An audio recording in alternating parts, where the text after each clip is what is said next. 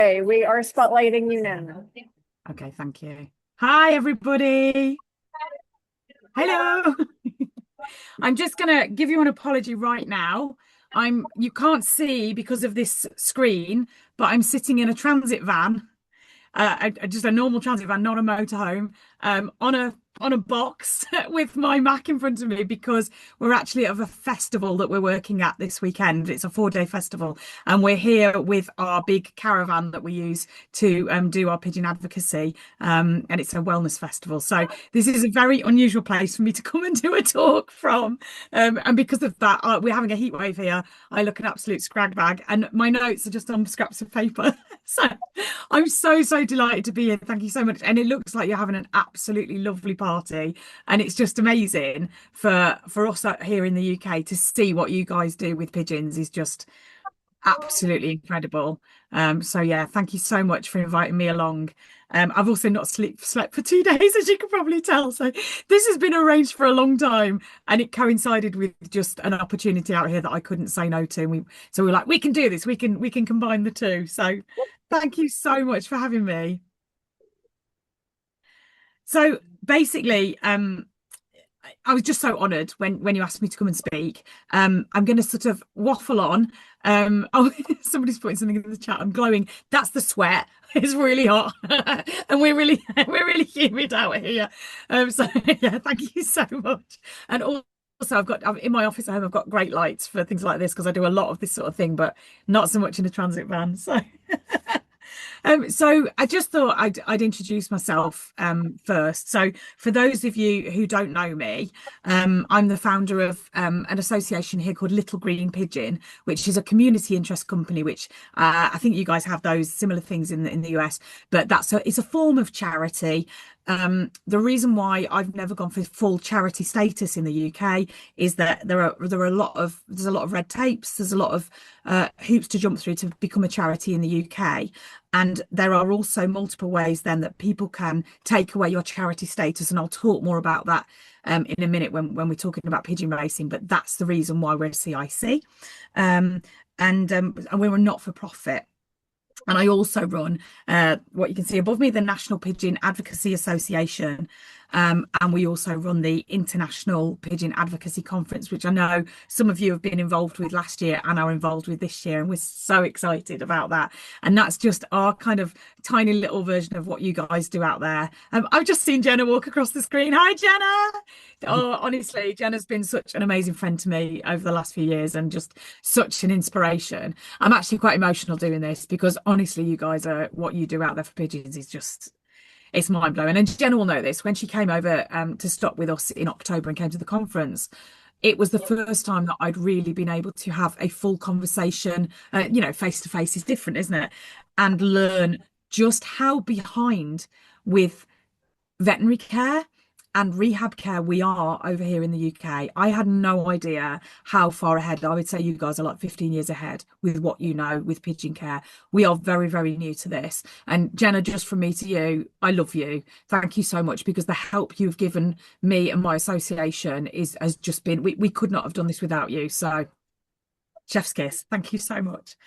Um, the daft thing is I haven't always loved pigeons. For the first 30 years of my life, like loads of people in the UK, I didn't even notice them. And that's still what happens out here with our public, with our general public out here. And even at festivals, I'm at a vegan festival. So people who are compassionate for all animals, they still don't really notice pigeons. My working life started out in veterinary practice. I was an RVN. So an RVN over here is somebody that does anesthesia, pharmacology, and runs clinics. And that kind of thing, and helps in surgery. So I was always at the back of a theatre in theatre and that kind of thing. So I used to basically care for animals who are commodities. So cows, pigs, horses, dogs, cats.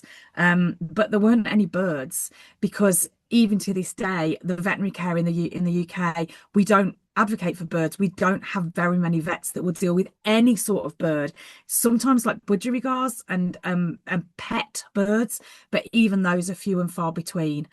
So even now, all these years later, we still don't have many people that do that. So I had no experience of birds at all. So sadly, when they'd come into the clinic, whether they were injured or whether they weren't injured, they wouldn't get a clinical examination. Half the time they wouldn't even get looked at. They'd be taken by the receptionist at the front of the practice. They'd be brought down to theatres. And I was one of the people that would happily just take those birds and put them to sleep and not even give them a second thought. It's dreadful. That still goes on a little bit today. Because in our view over here, and a lot of the general public still think these birds are everywhere, right? And pigeons, well, they're everywhere as well, but they're strange and they're dirty and they're unwanted. So why should we look after them? Why should we advocate for them in veterinary practice? And that's still a little bit the thought out here today. So I worked in veterinary practice for a long time and I was so ignorant to it. And then in 2012, I had a very kind of me accident. It was a very daft accident where I slipped walking across a bridge, fell off a bridge and broke my back. It was horrendous, and that accident changed my life. And it's funny, isn't it, that at the time you don't realize how incredible things are going to be, and you can just see all the horrible things that are happening to you. But actually now, stepping back, I can see how incredible that was. It completely changed my life, and I wouldn't be here talking to you guys today if that hadn't have happened. So daft as it sounds, I'm so grateful for that. It changed my life, not only because my wife at the time had to put my knickers on for me for 6 months because I couldn't do it, but also because I lost my job. I couldn't work in theatres, I couldn't stand up, I couldn't walk for several months properly, I couldn't drive. So it pushed me to change my life completely. And one of the things I did was at the veterinary practice I worked at, instead of working at the back in theatres, I went to work and have a clinic at the front of the theatre where I could sit down a little bit more and I wasn't hulking great big dogs around. And that's the reason it changed my life, because that was the first time I was at the front of the hospital and I could see these birds being brought in, handed over to the receptionist, and the well-meaning reception staff would say, we'll take care of these birds for you. And we're talking about all birds now, all wild songbirds, garden birds and pigeons. They take them to the back and they'll be put to sleep. And until that day, I had not made the connection that that was what was actually happening, because I'd ignorantly assumed that by the time they'd ended up down the back of the practice, they'd already been assessed, and that's why we were euthanizing them. And that's not the case. It's incredibly sad. And I'm sorry that that's horrible to tell you guys this when you're having a nice party, but that's just the reality, basically. And that's what got me into this, really. So yeah, in the UK, the Royal College of Veterinary Surgeons doesn't treat any animal husbandry involving birds at all. They do sometimes, well, they do treat for chickens because lots of people eat chickens, so they're happy to treat care for that. But any bird other than a budgerigar or a parakeet or a parrot, they don't teach any veterinary staff at all that, any ACCAs or RVNs or veterinary surgeons. So basically, unless you've got a very special interest in it, you will have no knowledge of them at all. So basically, they just get left in kennels to die slowly, or they get put to sleep on arrival. So when I started to see what actually happens to birds, I was just absolutely horrified. It's crazy to me now that it still happens. They get no sedation. They're just injected in pentobarb straight into their abdomen, and then they get flung in the freezer. And it has to change. It absolutely has to change. When I spoke to Jenna, sorry, Jenna, I'm going to reference you loads in this talk. When I spoke to Jenna back in October, I was delighted to hear how many veterinary surgeons you have out there that do understand birds and pigeons. And I've spoken to a few of them on Instagram, and they're incredible people. But yeah, out here we still don't have that. We have just a handful of avian vets in this country, and the most of the rehabbers in this country cannot afford avian veterinary care. And that's the reality out here in the UK. You're talking about hundreds and hundreds and hundreds of pounds and months waiting time just to get an appointment if you think a bird's got PMV. It's that bad out here. There's just nothing that we can do. So a lot of the time out here, even with rehabbers, we give the best care we can. And if we don't know what's going on, then we euthanize. And so this is why I'm saying we're so far behind you. So yeah, it's difficult. It's difficult. So it's no surprise then that the general public in the UK also don't understand what's going on with birds and pigeons, and also don't advocate them and care about them. You know, if the veterinary staff in our country don't, then it's no surprise that they don't as well. However, when I first started seeing this happening with birds, I took the birds that were pretty, like the blackbirds and the blue tits and the goldfinches and the little robins that used to come in. And I know these are probably very different birds in the US to the names I'm saying in the UK, but you know what I'm talking about. The little songbirds, the little garden birds, they were the birds that I looked after. They were the birds that I took home in my car, a great big crate in the back, and I'd take them home and look after them at home. I didn't look after the pigeons because there was somebody there. There's a nurse at the practice called Nicola, and she looked after the pigeons. And I thought, thank goodness for that, because I don't want to look after pigeons. And then Nicola left. And I thought, what am I going to do? I don't want to look after pigeons because they're stinky and they've got disease and nobody loves them. They're the unloved. I don't want to look after those birds. And thankfully, 2 days after she left, a pigeon came in and changed my life completely. So a squab came in. I had no idea at the time about crop feeding. I had no idea about anything. And I didn't know anybody that knew anything either. I would say that that for the first few years of me running a sanctuary, when I was looking after garden birds and having the odd pigeon then come in, I honestly sent more birds to an untimely death than I helped. That's the reality. Because you don't know what you don't know, and until you know it, you don't. And that sat really uneasy with me as somebody who'd put an oath to the veterinary college that I would always do my best. It didn't sit easy with me. So it was something that troubled me for years, that I didn't really know what I was doing, but I didn't realize how poorly I was treating these birds. Obviously it was ignorant, of course. It was not through any, I didn't mean to injure these birds or not help these birds that were already immunocompromised and were already coming in with diseases that I didn't know anything about. But there just isn't the care out here to help me. So yeah, I was terrified. So 2 weeks in, I was learning how to deal with crop injuries from hawks. I was learning to deal with PMV, string foot, all of those things that now are every day. And now I sort of say, oh yeah, we know how to do that. But yeah, as I say, at the time, there was none of that care available.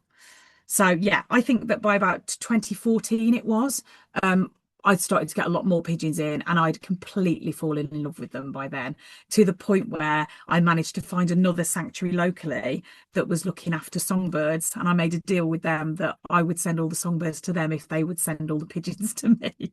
So I was still ignorant. I don't think I was doing anywhere near my best, but I was trying. And we were the only place within about a 50-mile radius that would even look at pigeons. There was nobody else around us that would even take them, let alone care for them.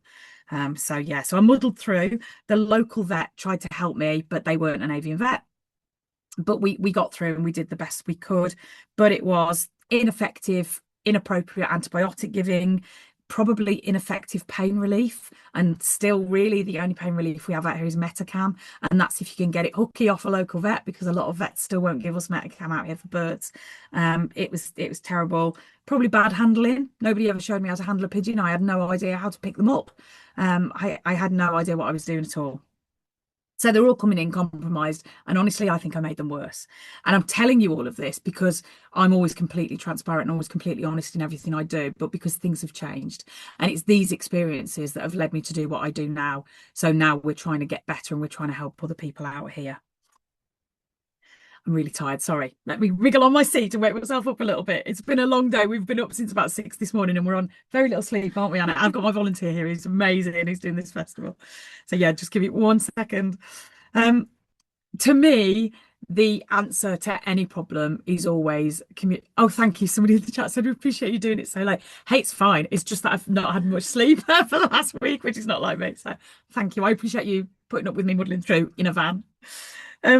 Yeah, to me, if you've got a problem with anything, the answer is always community. But that's great if you know there's a community out there. And in the UK, all the rehabbers are still really quite hidden. It's changing. It's really changing. But at the time, we're going back 10, 11 years. Everyone was hidden. I didn't even really know what a pigeon rehabber was back then. I've got no clue. I just stumbled into this. But we got the internet, the joys. So I started to look for them, and I got some volunteers to come and help me, and they started to look for people. And just gradually over time, more and more people came forward and said, we can help. And I realized that they didn't know what they were doing either. So we all modelled together and helped. But we also met some incredible people. I've met a friend who will be a friend for life called Jenny Mason, who is an incredible pigeon rehabber out here who's very experienced. She looks after corvids as well, lots of different birds, but she taught me everything, and she's still a dear friend now, and she's coming to speak at our conference this year. I finally managed to convince her because she hates public speaking, but I've bullied her into it basically. And she's absolutely amazing. And it's through people like that spreading their knowledge, that's why we're getting better and better in the UK. So yeah, that was lovely. So 6 years on, my sanctuary was pretty much pigeon only, because we were given the songbirds to another sanctuary that was fairly nearby, and we were having all the pigeons. So I started doing that and learning what was going on a little bit better. Yeah. So then I was really lucky to come into some money, and I was able to spend a huge amount of money on some aviaries and a little bit of land. It was rented land, but I was able to do that. And at the time then we got to the stage of having about 400 birds in our sanctuary. We had 5 different aviaries. They were huge. They were flight aviaries, so the birds could really comfortably fly around. We had a huge disabled aviary, and we had a wood pigeon aviary, and we also had some birds that we allowed to go out and fly. Now, there is huge debate in the UK and I'm sure in the US as to whether that's ethical or not. However, even though we'd come into money, we'd then spent it on these aviaries, and we felt at the time that some of the birds, the only way they were going to continue to be looked after was if we could allow them out to fly during the day. We did lose them to hawks every now and again, and that's regrettable. It's hideous, and nobody really wants to be in that situation. But again, it's learning what to do and doing the best you can, and I think that's all we can do in those situations, because once we decided that we were pigeon only, we were inundated because we were the only pigeon only sanctuary in the UK. So I'm talking about 60 phone calls a day, and at the time it was just me. So we've got an organisation out here in the UK called the RSPB, the Royal Society for the Protection of Birds. They got hold of my personal mobile number and they gave it out to everyone that phoned, and they're a huge charity. And they were funneling people through to me that had found pigeons. So yeah, some days we'd have 60 phone calls. So on top of dealing with all the birds that we got, dealing with the babies, dealing with the injuries, muddling through and learning, we then had all these phone calls from members of the public as well. It was really naughty of them to do that, but that's what they did, because even though they advocate for birds and they have sanctuaries out here and they raise millions of pounds a year for birds, they don't advocate for pigeons and they don't look after birds themselves. So it was a difficult time. And then sadly, in 2022, I became homeless. So I started living on the land. And then 4 months later, the owner of the land said they were going to sell the land. So I was in a situation where I had 400 birds, and many more that were helping, and didn't know what to do. And this is what shone a light really on how birds and pigeons in particular are advocated for in the UK, because there are many animal sanctuaries out here that have had similar things happen, and they need to buy their land, and they are able to raise £30,000, £40,000, £50,000. There's a sanctuary called Surge that raised something like £120,000, not overnight, but within a couple of weeks. And it's amazing that happened. It's absolutely incredible. And these are rescued animals, rescued cows, from farmed animals, but also injured animals, donkeys, horses. It's incredible that the public love those animals so much. We managed to raise in 3 months £4,000, which is still a lot of money, but that was it. And that was nowhere near enough to buy the land, because out here people just don't value pigeons at all. And then out of the blue, I was absolutely in despair. I was called by a lovely lady who offered me some land in Wales. So I lived in England at the time, in the UK, some land in Wales, in Carmarthenshire. And it wasn't the best land for the pigeons, but it was all we got. So I moved out there. It cost £18,000 to move the sanctuary, and that was all my money gone. So I knew from then on we were going to be a little bit stuck. My volunteers couldn't come with me because it's a 5-hour drive away. So I went out there, and the way I afforded to do the next part of the move was to sell my RV. So then I lived in a tent. And if anybody knows Wales, they'll know that Wales is not a place you want to live in a tent for very long. It's very, very cold. So most of the time it was about -9. But honestly, what kept me going was those birds. They were absolutely inspirational because their resilience, as you all know, is incredible. So I thought, do you know what? If the birds can cope with this move, then I can cope with this move. So yeah, so it was a hard couple of months, and it taught me resilience as well. We've all got centrally heated homes out here, so it taught me resilience. It really toughened me up. Yeah, so that was what was happening. I made some incredible friends locally, and I got some volunteers locally, and they all helped, and they were wonderful. I managed to save up a little bit and buy a 30-year-old gypsy caravan, which was again another experience I never thought I'd have and live in that.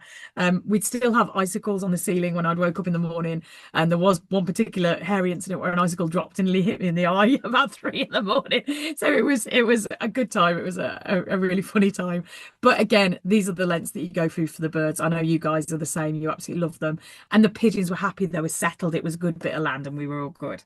And then sadly, the council moved in and said that we couldn't have the birds on the land because of a planning issue unless we were going to eat the birds. So if we decided to lie and say we're going to eat these pigeons, we could have stayed. But because I said, of course, we're not going to do that, we're a sanctuary, they cleared us off the land. So it was devastating. It was absolutely devastating. So we moved to some other land. And that cost about another £10,000. And we'd been on that land for about 4 months, and we had a storm out here. It was not predicted, and the storm blew the aviaries open and caused about another £10,000 worth of damage to the aviaries. We lost 35 birds that day. It was tragic. They were just being thrown in the air, tossed around, hit against trees. It was absolutely horrendous because these aviaries had just been blown to bits.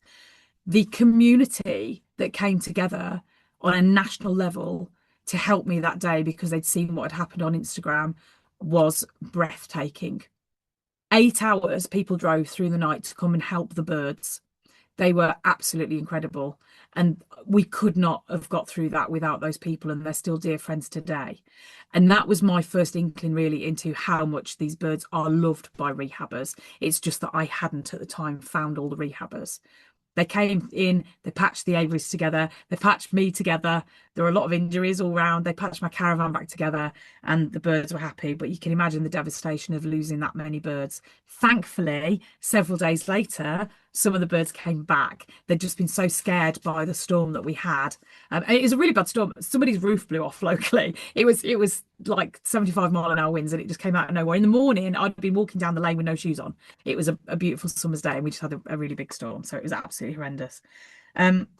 We moved to some other land because the land we were on there with those storms wasn't appropriate. And we actually moved in to another sanctuary, a horse sanctuary. And this is where things started to get great because they were really helpful. They gave us a bit of land and promised us the land for life, and everything was fantastic. And then the UK was hit by the wettest year we've had on record. We had rain for 120 days straight in Wales, 24 hours a day. Houses were flooded. Now, Wales is a very, very hilly country. So if you're near the top of the hill, you're okay. But if you're near the bottom of the hill, you're definitely not okay. And we were kind of halfway up a hill. So we were okay for a while. And then the sand, because it was an equine sanctuary, we were on the sand that the birds were on, which had been brilliant, and we'd put slabs on, that started to raise because of the water level. So we'd now got a case where at the time we'd got 220 birds. We'd got to the stage where the birds, there were no worry about drowning or anything like that. I don't want you to think we were underwater, but obviously you're then using disinfectant, you're then trying to clean these slabs, and the waste just isn't going away. Now, at the time, we'd started working with, I think you guys call it PETA out there, PETA, we call it out here, which is the People's Ethical Treatment for Animals. And they were incredible. They stepped in. And the reason we were working with them is because they set us a challenge. They said, we want to get King Charles to step away from pigeon racing. There's going to be a bit of an aside here while I explain what happened. King Charles inherited a flock of racing pigeons from his mum, Queen Elizabeth. Obviously, she died.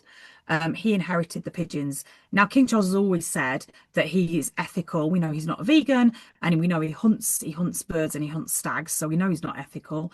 But we assumed, because of some of the things he was doing, that he would stop racing his pigeons. Of course he didn't. Of course he didn't. He carried on racing his pigeons, and he quite happily took over the mantle of being the patron of the Pigeon Racing Association out here in the UK. So Peter and I got together and we said, right, we've got to stop this. We've got to do something to stop this because we've had years of this with Queen Elizabeth. We now need this with him. We need to stop this. So we put a plan in motion, which was to go to one of his charity auctions where they auction off pigeons as commodities. The money doesn't go to pigeon racing, the money goes to other charities. But a donor came forward and said that they would purchase the 3 pigeons that were being auctioned. And we said we would get involved and give them a home. And that's what happened. So a donor came forward, they paid £5,000 for these 3 birds. These birds came to us for a temporary hold, and then we found them a beautiful home. They live in Shropshire and they're having an absolutely fantastic time now. They're having a lovely life. But what that did is we used that to get that into the press and to show the general public out here that pigeon racing still exists and that the King's doing it and that it's bad. And he stepped away. He withdrew his patronage. So they still call themselves the Royal Pigeon Association, but they don't anymore have royal patronage, which is a big deal in a country with, with a king and a queen that are sort of hated and loved at the same time. So we were delighted that that happened. So that was really, really good. And we used that really to get the story out there, to explain to people why pigeon racing is bad. And they just didn't even know it existed. And the story that I always tell when I do my talks out here is horse racing, greyhound racing. We've now got that banned in my country, not horse racing, greyhound racing is now banned in Wales, which is an incredible victory for us this year, for all the animal advocates involved in that. Because when people see greyhounds racing around a track and they see their legs getting broken and all the horrible things that happen to them, they love dogs and they say, this is appalling. We can't let this happen. We shouldn't be doing this. But when you see the pigeons flying across the sky, you think, oh, they're having a great time. And we all know they're not having a great time. And they're going to go on and have an even more miserable time when they get home. But the general public don't know that. And a lot of my work these days is on talking about that subject. So back to the original story. So the land is getting wetter and wetter and we don't know what to do. So because of the help that we gave to Peter in this campaign, Peter then said to us, we will give you some money to redo your sanctuary. This is amazing. So the sanctuary we were on was, as I said to you, a horse sanctuary. In my time at that sanctuary, I'd helped that sanctuary owner go through the death of 5 of their rescue horses. Now, she does incredible work for those horses. I can't put into words how incredible this lady is. She's devoted her life to these rescue ponies and donkeys and horses. They were really well looked after. But of course, by the time they got to her, some of them had been terribly abused or they'd been neglected. And they were, you know, some of them were living out end of life care. So I'd been there at 5 a.m. in the morning when the vet was coming on site to help her emotionally through that, and to help her be there while these horses were euthanized in a really beautiful way. I'd been there when the digger came to bury the horses because they're an animal that deserves our respect and deserves a good send-off. And she was a caring person who deserved my respect and deserved compassion and help. So the land was getting wetter and wetter, and birds were starting to get poorly, and we didn't know why. And we had a local vet who had no knowledge of birds at all, but she helped as much as she could. And we also drew advice from other vets sort of all around the world, really, that we could get hold of. But it's very difficult in that situation. We were at a stage where we were on limited funds. At the time, I was £65,000 in debt. And I'm still working my way out of that, but that's another story. There wasn't money for huge tests. There wasn't money for veterinary care at the other end of the UK. We hadn't got that money. We lost 42 birds to an illness. We lost them within 3 weeks. And I felt like I had once again let all of those animals down. It was sobering and devastating. And when you feel like you've given up everything of your own life for the birds, only to let the birds die in your care, it is the most devastating feeling I've ever had. Nothing ever compares to that in my life before, and I don't think it ever will afterwards, because the birds in your care only have you and you let them down. So I felt terrible about that. Then I found out, because we'd started to make these connections, that it wasn't just us, and actually the wet weather was causing a problem. We think with tapeworm, the birds were becoming immunosuppressed. And actually we found out that lots and lots of other sanctuaries that looked after pigeons as well, and lots of rehabbers, has also lost their birds. Now that doesn't help the birds that died, but it did give us a little bit of a grounding in that I didn't have to feel quite as personally responsible, even though I was. It wasn't my fault that this happened. This was just something that was going on in the UK. So we were excited then to welcome Peter on board to help them. They were going to help us put drains in. They were going to give us money to put drains in at this sanctuary. And I mentioned a minute ago that I was always there for this lady with her horses because horses deserve compassion and they're beautiful animals. That lady watched me weep daily for birds that we were losing whilst fundraising, whilst still running our sanctuary shop, whilst still going out there and doing advocacy work, whilst our volunteers were working in, -8 freezing cold weather, trying to get these birds well, whilst there were a pigeon in every caravan that we could find, trying to look out for them. She watched us go through all of that, and she had not an ounce of compassion for those birds, and not an ounce of compassion for us going through watching our friends die on a daily basis. So even in a world where there is compassion, even in sanctuaries, pigeons are still classed as second-class animals. They're just not. They don't have the care, and it needs to change. It absolutely needs to change. So I made a decision going through all of that this was the time to close the sanctuary, that the land we were on wasn't appropriate. Financially, I couldn't move the birds again. There was just no way we could do it. So I'm delighted to say that every single bird found a home in the UK in a different pigeon sanctuary, or in a wildlife sanctuary, or in a farm animal sanctuary. And we now still pay for the birds in those sanctuaries. They're all really well looked after. They're having a great time. All the disabled birds now live at a sanctuary called Duckingham Palace, which started off as a duck sanctuary, but now has many, many pigeons, and they all have a huge aviary to waddle around in with their broken legs and well, they're not broken anymore, but they're disabled legs, disabled arms. They're having a great time out there. The king, meanwhile, still has his racing lofts. He hasn't changed, so we're going to go for him a little bit further. But all the birds that we have went to those sanctuaries. And what that's done is freed up my time vastly and my mental space to just try and do the advocacy work that we've been doing over here. And that's kind of when I really started getting to know Jenna and sort of asking for help and seeing how you guys do things over there. So took about 3 months for me to get into the right headspace, because when you've looked after birds for as long, for as many birds as that, for as long as that, you kind of don't really know what to do with yourself. I was still going to the shop every day. We had a charity shop where we were raising money for our association, but I just didn't really know what to do. And then I had the idea to set up an association to run alongside the CIC so that we can get this community going. And that's what's happening now. So that's all the miserable part of my story and who I am. And I'm now going to tell you about the great work that we're doing out here, that I'm so, so pleased. It's not just me anymore. We've got an incredible team. I'm really sorry. Could you just grab me a glass of water? Yeah. Sorry, guys. It's so humid here and I'm really struggling now. Thanks, Annie. Annie's a legend. So Annie's got on board with the MPAA recently, and she's come to do this festival with me, and she's looking after me. She's an absolute legend. Thank you so much. Excuse me. Oh. Thank you so much. Right. Bear with me a moment. I'll do some hold music while I get my notes.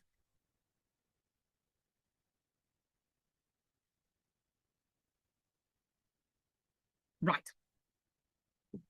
So yeah, what was next? What was next after all those years and all those birds? What do you do when all of a sudden you wake up and there's no birds to go and feed, and there's no vet bills to pay, and there's no sort of running about and buying seed and hulking hay around and all the things that you do when you've got a sanctuary? You reflect on what's happened to you, and you reflect on the people that have helped you. And you think, right, I'm not in that situation now, but there are thousands of rehabbers that are still in that situation out here. What can we do to help them? So the intention of the MPAA is to bring cohesion and community, and to bring all the rehabbers in the UK together. And the other intention is to help them financially. We're a long way off from that, but we're going to get there. I'm absolutely determined in my working life that we will get there, so that rehabbers in the UK can get in touch with us whenever they need help, and no questions asked. They will just be given their veterinary bills paid. They'll be given the help that they need. That's absolutely my dream, and I'm absolutely determined that that's going to happen. There's a few ways that we're doing that. We've got a new charity starting called Harper's Fund. And that's named after one of the birds that died in that illness that we couldn't save. Harper was a bird that came to us, a racing bird. She came to us because she'd been living secretly in the halls of residence at a university in England. And the people at the university hadn't noticed that the students were keeping a racing pigeon in their flat. They'd managed to hide her in the toilet every time the staff came round. And she had a great little life. She had 3 years living in halls. She was a very happy bird, but because she'd been used as a racing pigeon very young, she'd never seen other pigeons. So when she came to live with us when they left university and realised that they needed to find a better solution for her, when she first came to us, she was terrified of the other birds. It took us a long time to rehabilitate her and get her used to the other birds. So she lived in the caravan with me for quite a long time, and she became absolutely beloved companion animal. Eventually, she moved in with the other birds in the aviaries, and she got herself a husband, and she was very, very happy. So then 2 years later, to have this happen and have her die of her injuries, of this illness, was devastating to us. So we wanted to do something in her honour, and that's why we set up Harper's Fund. So Harper's Fund at the moment is just a dream, but we've started getting charities out here and organisations out here involved to tell them what we want to do. We've got trustees on board already for when we go to charity status. The idea of Harper's Fund is that people register online for help, and then as soon as they need it, the money can just be sent. So there's no hold up, because part of the problem out here is if a pigeon comes in with a broken leg, rehabbers have to fundraise to pay for the veterinary care, which can be 600, 800, £1,000. And by the time they've done that, that bird has already suffered, and no bird should be suffering like that. There should not be a delay for the basic things like antibiotics and pain relief. And I'm talking about good pain relief, not just pet Metacam. So that's what we want to do. So Harper's Fund's a new charity that we're setting up here in the UK. We're working with veterinary practices to get them on board as well. And that brings me to the next thing we're doing out here, which is called Gracie's Boxes, again from another bird who's thriving and doing really, really well. But Gracie came to us from the racing industry. She self-surrendered to somebody's porch, walked into their house, flopped down, and we realised she got a broken leg and she went for surgery. She was taken to a veterinary practice and they didn't know what to do with her. And finally, she ended up with us. But again, it just proves what happens in veterinary practices still to this day. They don't know what to do. She was left in a kennel with a broken leg with no pain relief. It was a terrible thing that happened to her. And we don't want that to happen anymore. We've got to get that stopped. And we've got to get to the stage where we're like you guys out there, where we know what we're doing and there's help for birds. So Gracie's Boxes, we're going to go into veterinary practices in the UK, every veterinary practice eventually. We're going to give them a box with all the equipment that they need to look after a bird for the first 24 to 48 hours. And we intend to connect them with a local rehabber. It's a big scheme. We've got a veterinary surgeon already on board who's doing great work for us voluntarily. We are still all volunteers out here, as are all of you. And she's doing incredible work and speaking to these veterinary practices in the UK and trying to get them on board. And then last February, I thought to myself, I haven't got enough to do. I'm clearly mad. What I need to do is set up a pigeon conference in the UK as well. So that's exactly what we did.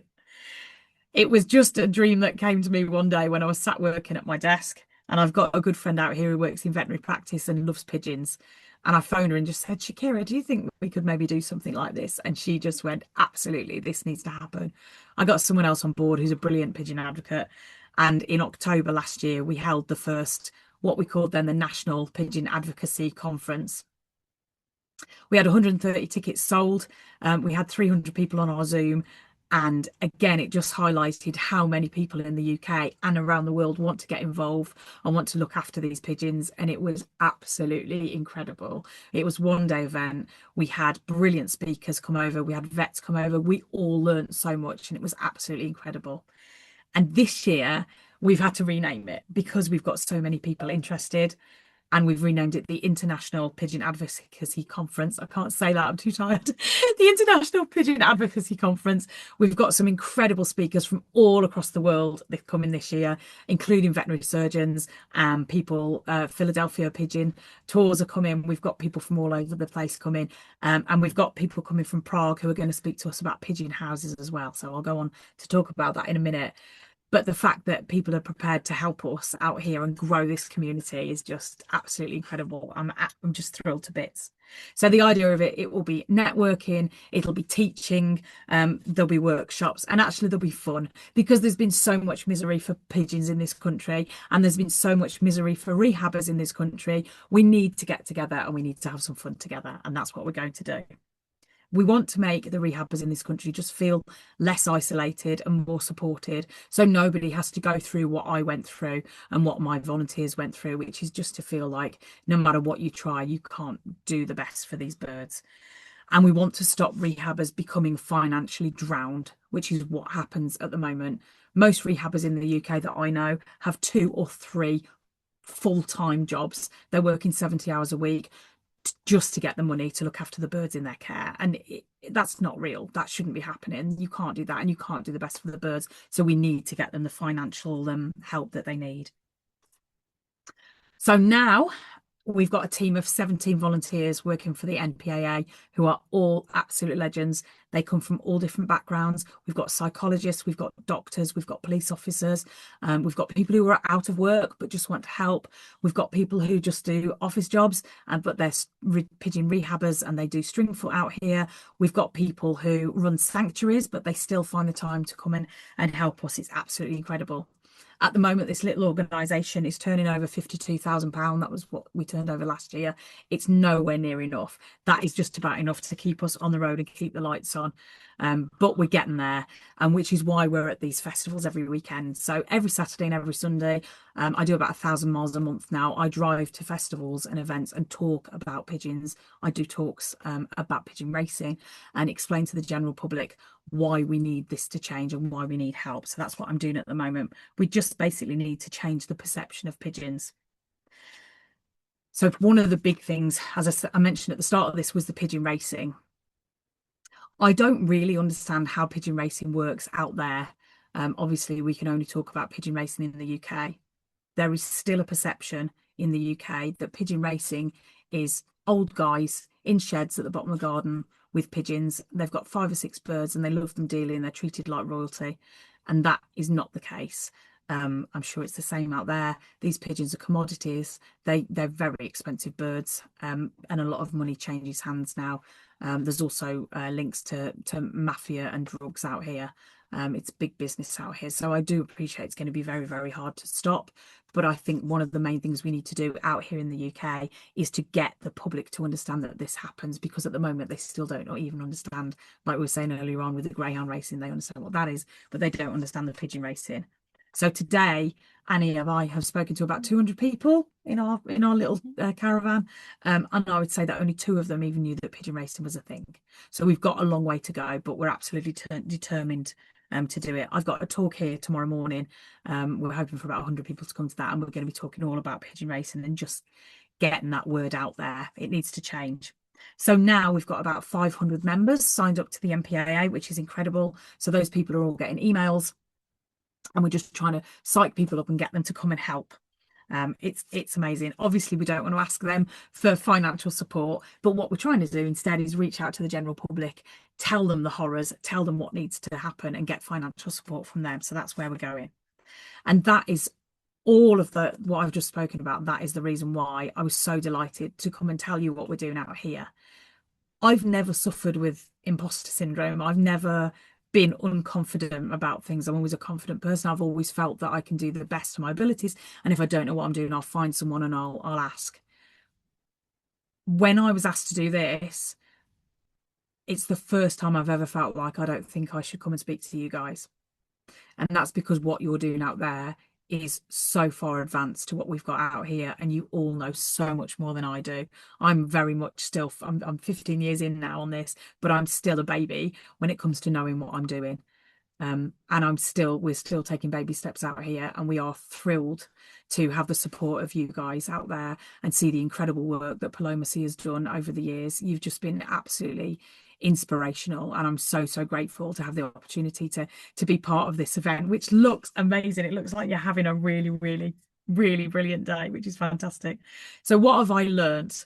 I've learned that actually people are brilliant. and we all need each other, and we need to be compassionate to each other, because if only if we're compassionate to each other, we can be compassionate to the animals that we're looking after. So I'm just delighted to celebrate with you today. I hope you're having an absolutely fantastic time, and have a brilliant evening.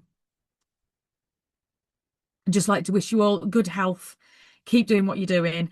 Come to the International Pigeon Advocacy Conference if you can, or let us know if you want to join in on our Zoom. We had a great time last year. And thank you, Jenna in particular, and Hava out there as well, in Chicago. Thank you so much for your care, for your compassion to me, for always being on the end of a WhatsApp call when I'm ranting, and just for for being there for us, because without you guys, I couldn't be leading the way in this country with the work that needs doing out here. So Yaki da, as we say in Wales, thank you so much. Yeah, in a world full of flamingos, let's be pigeons. Thank you so much. Dear Susan Joyce, that was amazing. Thank you. I'm sorry I'm half asleep.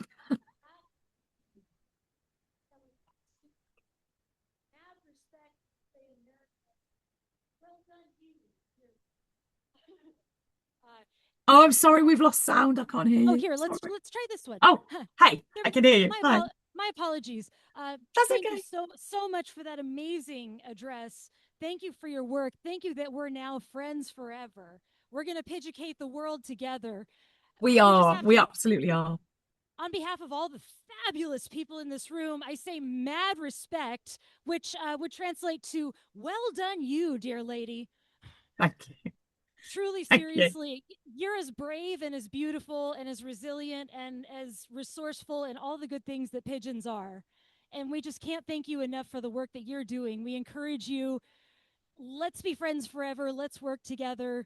We love you. This was an amazing address. It's crazy late over there, and we cannot believe how generous you were with your time, especially at the horrible late hour over there. Very, very no, it's fine. I'm just so grateful to be able to come and tell the story, and thank you. And the resilience comes from watching the pigeons. Let's face it, they're the most resilient animal on the planet. So, well, it takes one to know one. Thank you so much. You're welcome to come over and visit anytime you can get to California. There are so many people who would gladly have you here. Jenna keeps offering. That means I've got to get a passport, right? One day. At a time. Thank you so much. Yeah. Thank you. Thank you. We love you. Thank you.